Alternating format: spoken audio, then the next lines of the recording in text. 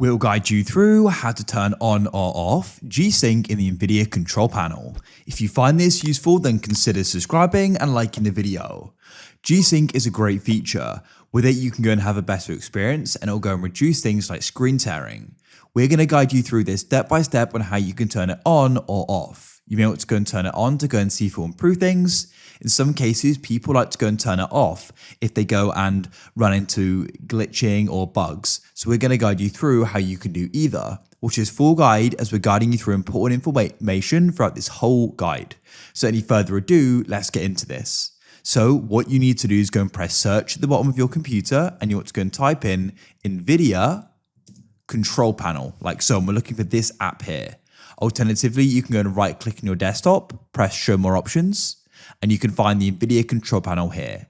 To go and get this, you do need to go and have the Nvidia drivers installed. So you can do that via the Nvidia app. You could download that from your web browser, Google Nvidia app and download it and get the drivers in there, and we can get the Nvidia control panel. Now we can go and open it up like so. Be patient, it may take a moment or two, and here we are.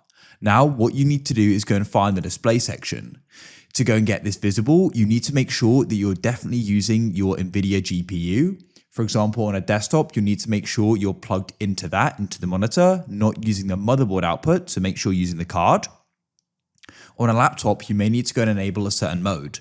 For example, if you use an Asus gaming laptop, in the Armory Crate app, which is essentially going to be the software which runs on it, you can go and select the ultimate mode, and that will then go and use the GPU. It will vary with different gaming laptops, as sometimes laptops can go and use the built-in onboard graphics, which of course you want to go and use the GPU to go and maximize performance.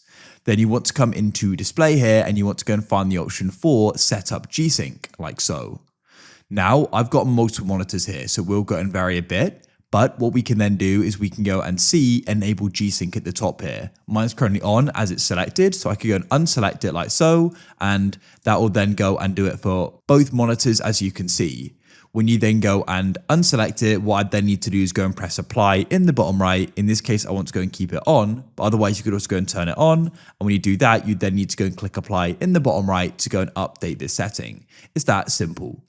Also, if you come into the 3D settings section, you can press manage 3D settings. I'll just press no for now and wait for these settings to go and load. In global settings, you can go and scroll down, and for example here, we've got monitor technology. You can come over to the right, click on it, and make sure it's set to G-Sync compatible, not fix refresh.